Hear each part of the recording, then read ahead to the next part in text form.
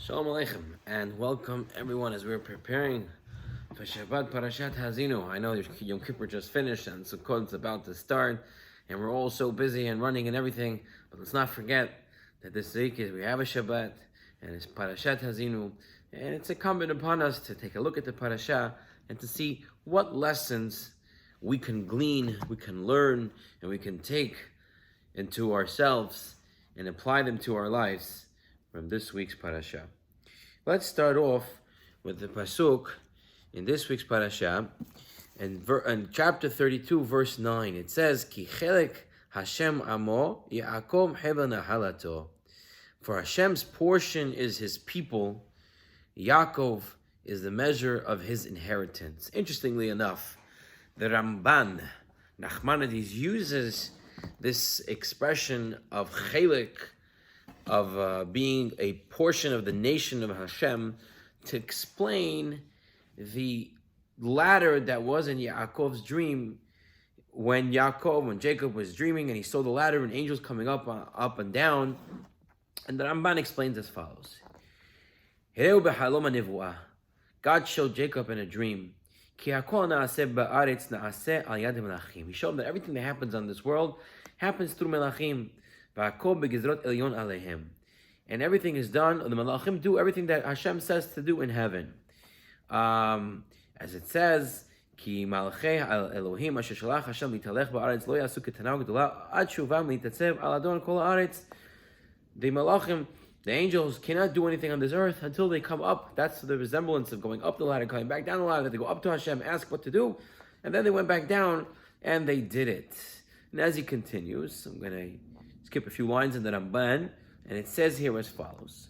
Now, what was Yaakov's dream? He saw the ladder. And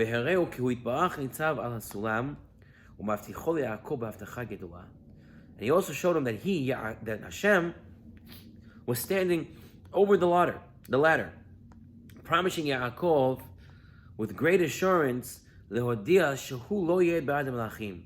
Yaakov not going to be dealt with by the angels going up and down, but rather, aval yeh chelek Hashem, as it says in this week's parasha, he's going to be a chelek of Hashem, a portion of Hashem, v'haya imo tamid, that it's going to be through Hashem. Shehu lo yeh b'yad melachim, aval yeh chelek Hashem. K'mo she'amar v'hina anochi imach u'shmarticha b'chol asher telech. That this is what it means, that Hashem is going to be closer to Yaakov. Ki ma'alato gedulah v'shar tzadikim. Because it says by other tzaddikim that his angels, that Hashem will put angels to watch over you. But Yaakov, Hashem himself is watching. We see here a concept, what it means to be a nation of Hashem. It means hashgacha pratit, divine providence. The story is told that one day the Baal Shem Tov is walking with his students through the forest, and they see a leaf that was just blown off a tree and floated down and fell on the ground.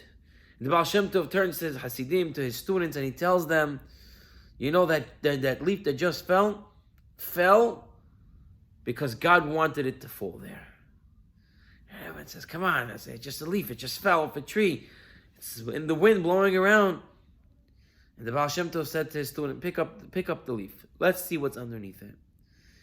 And they see that underneath the leaf was a worm. And the worm was dying from the heat of the sun. And that fallen leaf generated new life into this worm by landing at that specific place, at that specific time. The Baal Shem Tov showed Hashem governs the world every moment of our lives. Every single leaf falls where Hashem wants it to. Our job is to accept that Hashem is in full control of this world. That everything and anything that happens by Yad Hashem, happens because God wanted it to be so. In the Pninim al Torah, he shares a very interesting story that happened. There was a man who put his mother, they had to put her into an old age home, but he loved his mother, and twice a week he came to visit, and he would call her every day, and he stayed very close to her. And one day, this man, Mr. Goldman, he gets a phone call.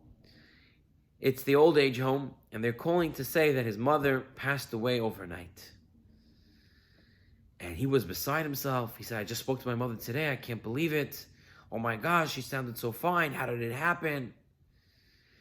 And Lu, being a good son, he arranged the funeral, invited the few people that were in her life that would come, and he made sure that she got the proper Jewish burial.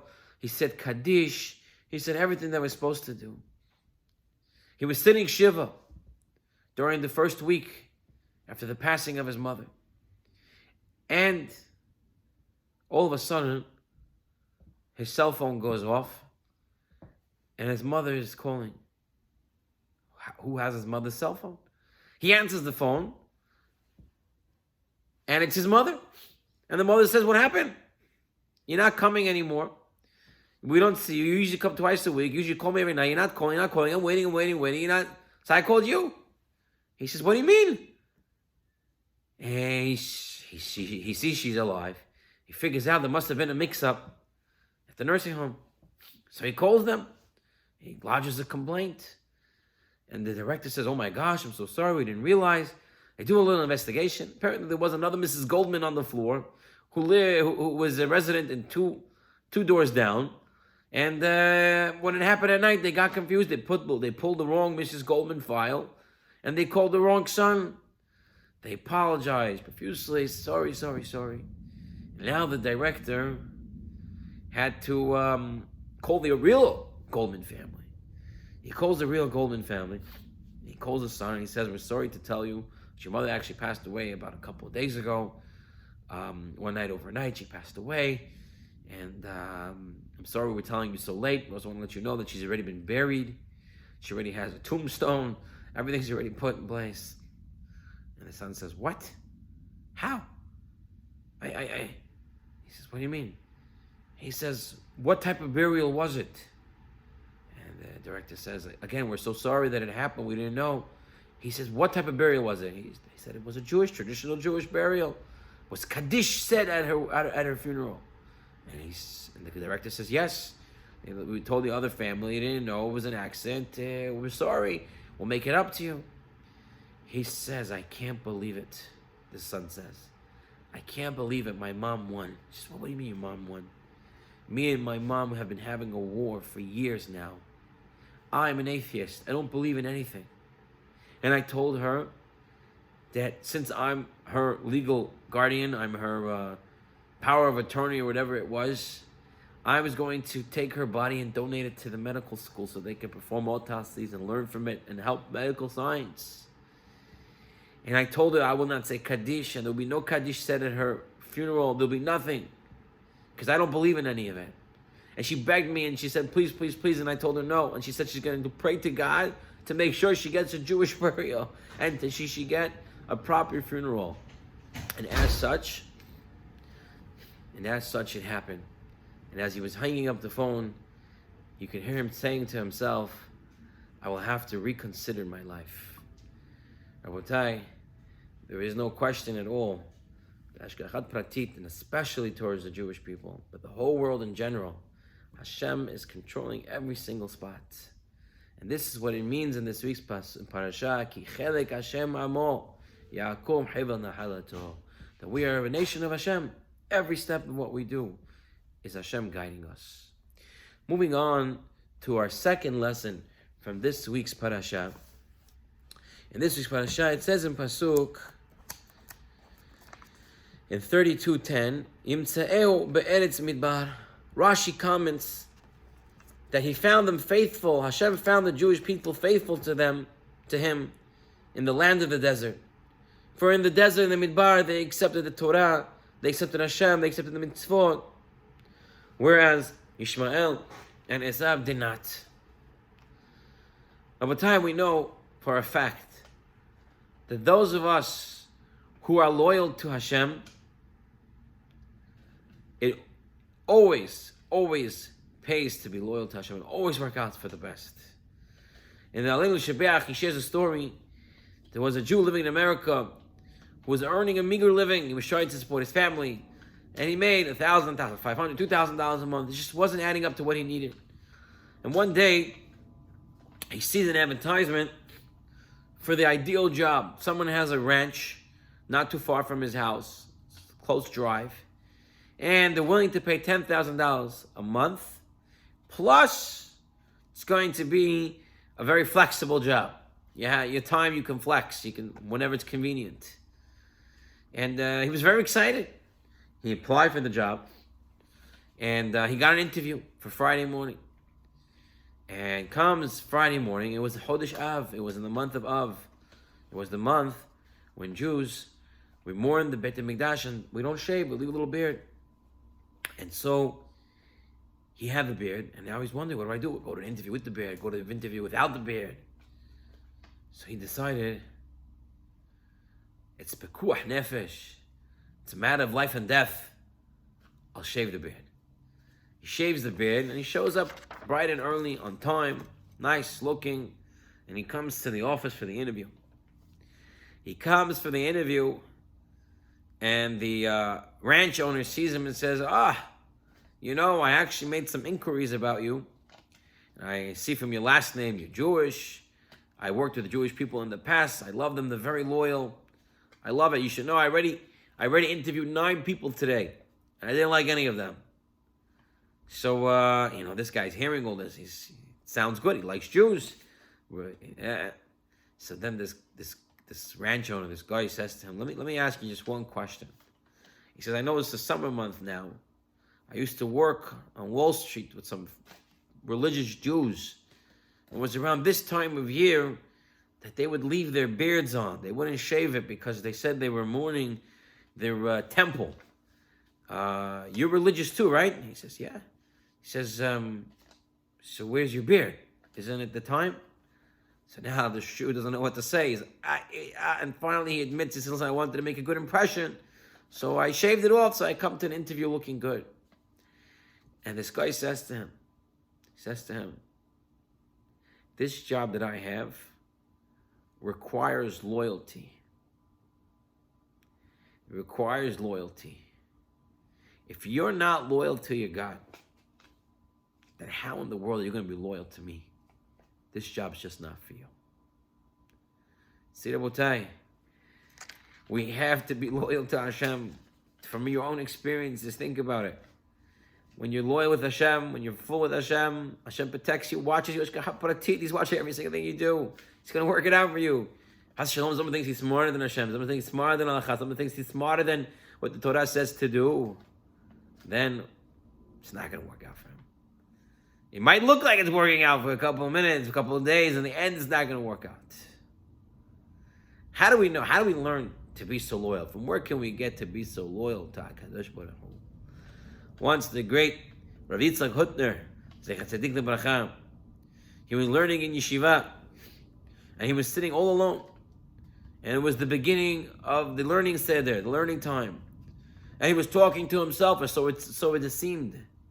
The Rosh Hashiva saw him and said, who are you talking to? There's no one there. You're talking. Who are you talking to? He says, I'm talking to my chavusa. Rosh Hashiva says, I don't see your study partner. I don't see your chavuta. He says, you don't know my chavuta is? My chavuta is the Yetzer Hara. He says, Yetzer Hara? Who learns with their evil inclination? You have to learn. If you're going to learn with the Yetzer, with the inclination, learn with the good inclination. Why are you learning with the evil inclination? He says, listen. He says to Rosh Hashiva, I heard yesterday that you have to get a chavuta that comes on time. There's only one chavuta that I know that comes on time. This is the Yetzer Hara. The evil inclination is always there. No matter what mitzvah you want to do, no matter what good deed you want to do, he's there right at the start. He wants to stop you right away. Right, the famous story with the Hafetz Hayim. He wakes up, he's a 90-year-old man, he wakes up early in the morning, and it's cold outside. His Yetzer Hara comes and tells him, sleep, it's okay, you're an old man. Why have to get up and do the service of Hashem? Why have to go daven? Why have to go pray? Sleep, you're old, you already did it for so long, you're good, don't worry. And the Hafetz Hayim says to him, look what you're saying. You coming to do the job that Hashem sent you to do, to try to keep me to sleep. And you don't want me to do the job that Hashem sent me to do in this world, which is to get up and pray on time. The Yetzer Hara teaches us how to be loyal and to do always the job right away without wasting any time. Let's move on to our final lesson from this week's Parashah. And this is looking in chapter 32, verse 20. The pasuk says, "Banim lo emun bam." Children whose upbringing is not in them. When it comes to children, the whole world wants that the children be good kids. Even a bad person would want his children to be good. Once a person came to Rav Chaim Ibrisk and said to him, "Please give me a bracha, a blessing, that my children grow up to be good Jews." And Rav Chaim said to him, "You don't need a bracha. What you need is to do two things. You sit in the house and you learn Torah so they see what it means to learn Torah. And your wife, when she lights the candles on Friday, and on Erev Yom Tov, she cries and davens and prays and asks Hashem to help. Because if I give a bracha," the rabbi says, "it's worthless if these two things are not happening in the house." It's so important to stress, especially now with the holidays. The kids are going to be home. And some people think, kid, let them go to the neighbors. Let them go outside. I can't have them. They're too much trouble. Who's supervising? Who's watching? Who's looking? If no one is watching the children, and the children are free to go wherever they want, and there's no supervision, it's very likely and very fast that the children can end up in places that they shouldn't be.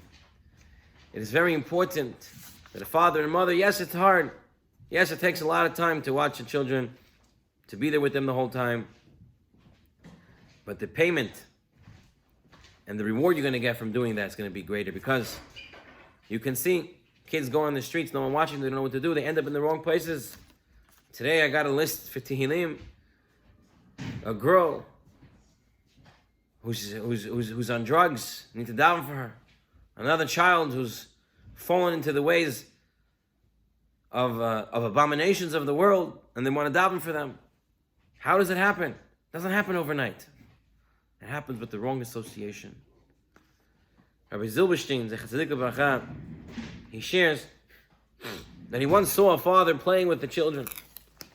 And he played with the children a lot. You know, every game they're playing, he's playing with them.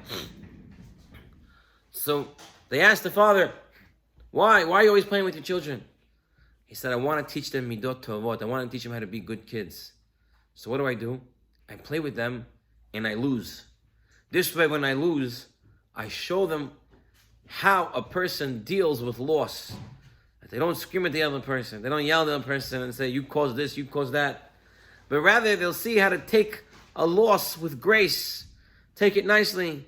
Not get upset. Not scream at anybody. Not say cheated, this, that. But rather, to know how to accept loss. It's important that we be the role models for our children. Everyone wants good children. The only way to have good children is to daven, to pray, to learn, to show them by example, to keep them close by, to watch over them, supervise them, know who they're going to, how they're staying, what they're doing there. And then with this, and we participate in what they do, and show them that they're important, and give them a listening ear. And with this, we be zocheh to have children that follow by darchei Torah, in the path of the Torah, and they will be a big blessing to us and all of Klal Yisrael. So to quickly review the three lessons that we learned for this week. Lesson number 1, we learned that Hashgacha Pratit, Hashem is watching everyone and everything. Lesson number 2, we learned that if you're loyal to HaKadosh Baruch Hu, it always works, it always pays out, and it's always the best. And you'll never go wrong with that. And lesson number 3, we learned the importance of watching our children, growing them, planting them. Like you plant a plant, you have to watch them, make sure it grows well. Our children are the biggest plants, are the biggest things that we have in this world.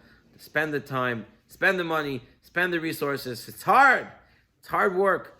As Hashem, but when you do that, the payment that you'll get from it, the reward that you'll get from it, will be 1,000,000 times fold. And with this, I want to wish everybody a Shabbat Shalom, Parshat Haazinu.